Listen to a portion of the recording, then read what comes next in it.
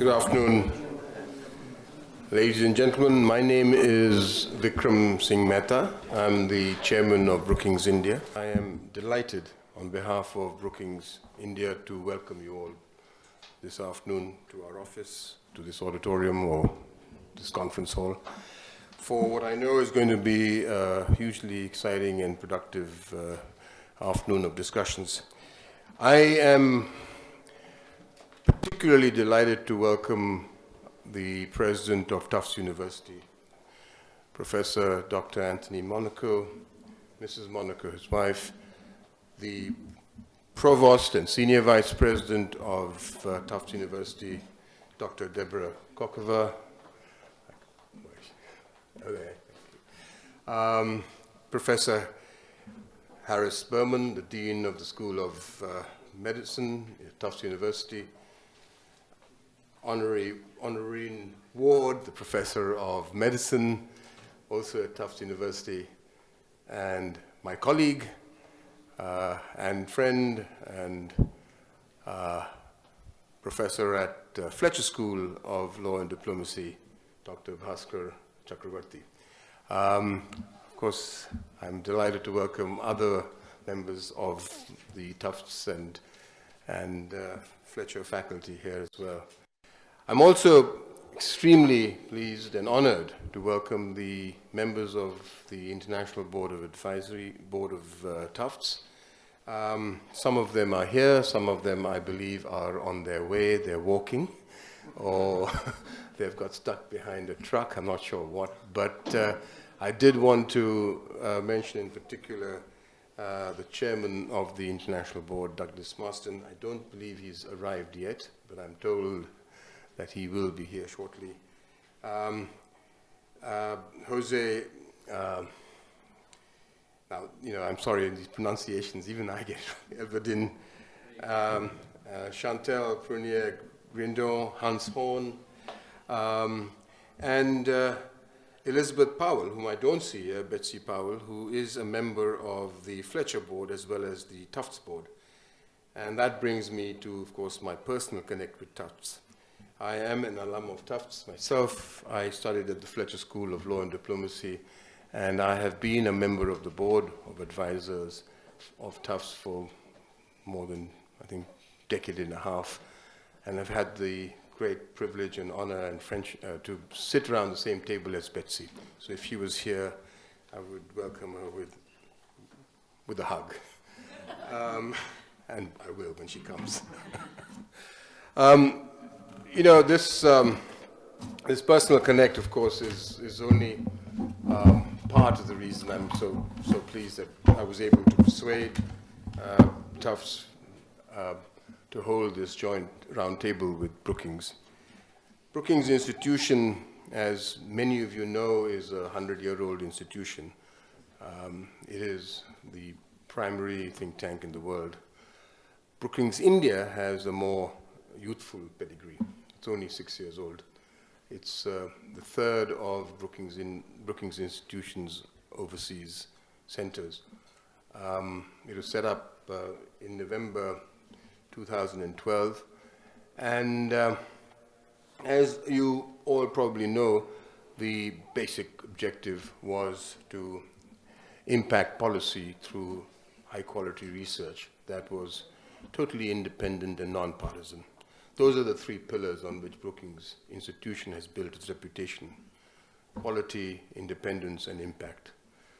I'm very proud to say that over the past 6 years, thanks to the efforts of our research colleagues, scholars, our support staff, and of course, thanks very much to the support of those who have funded Brookings, we have made quite an impact.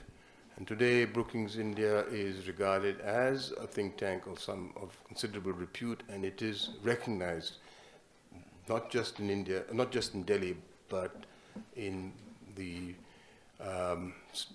policy circles in other metropolitan cities, as an organization that is focused on issues that are of contemporary relevance to India, and where the research is based on hard empirical and rigorous analysis, and where the policy recommendations provide a practical roadmap for the decision makers to implement and effectuate policies during the tenure in their office.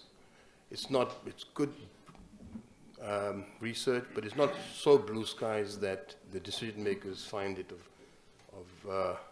of no practical value. As you can appreciate, most people in government today have a fairly limited span of attention defined by the electoral cycle. I'm really glad that our research verticals have been able to focus on issues that have been of major significance to the country's decision makers. And today, in fact, the 3 panel discussions that we have with Tufts is really emblematic or symptomatic, you might say, of this focus on issues of importance. We're going to talk about healthcare, we're going to talk about human capital, and we're going to talk about India's role in the global context. Tufts University, is today, and I won't say very much about it, President Monaco is here, but I know from personal experience, Tufts University is arguably one of the finest academic institutions in the world, not just in America. It's 40 years since I left Tufts. In fact, my class is going to celebrate the 40th year in May this year. And over those 40 years, I've just seen Tufts University's reputation just improve in leaps and bounds. It's an extraordinary achievement. And so it's a great honor for Brookings to have had this opportunity to partner Tufts and engage in this roundtable of discussions. And I'm really grateful to all of you from Tufts to have made this possible. But I do want to extend a particular thanks to Jonathan, who's sitting at the back, for all the effort that he's put in to ensure that we get it right. And I am grateful to you, Jonathan, for bringing your team here, for bringing your colleagues here. And I hope that this afternoon is going to be an afternoon that people will remember. Let me just now introduce Dr. Monaco, Professor Monaco, President Monaco. I won't say very much, other than that, of course, he is the president of Tufts University. He is also earlier a member of a university that I went to, so we have 2 things in common. I was also at Oxford. And when you were the provost of Oxford, I was actually a member of their Oxford University fundraising committee along with the Vice-Chancellor. So I never got to meet you then, but I did actually hear about you. I hope it was good. It was very good. I think the Vice-Chancellor and you have sort of an academic interest in common as well, the earlier Vice-Chancellor. Yeah. And so I'm really grateful, Professor Monaco, for you, that you're here, and I just, I do hope your trip to India is going to be a great success. So if I may just ask you to say a few words, and then we can start the panel discussions. Great.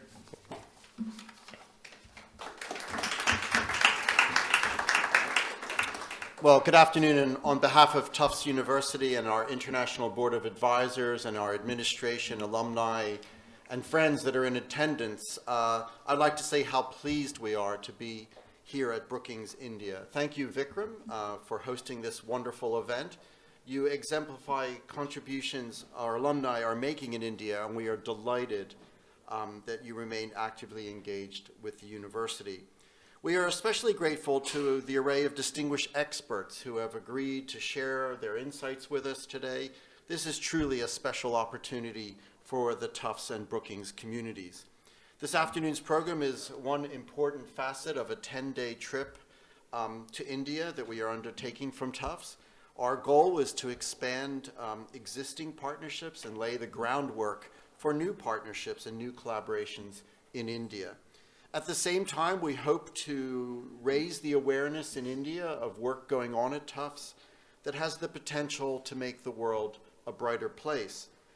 This trip really reflects Tufts' long-standing commitment to a global perspective. The international orientation is one of the features that really distinguishes us from other leading American research universities. A focus on international issues and international educational experiences also aligns closely with our university's commitment to making a positive impact on society. And so many of the great challenges cross national borders, and so do their solutions. At the same time, with more than 1,300 international students, 500 international faculty and scholars, and 7,000 alumni living outside the United States, our global community is an essential part of the university's identity.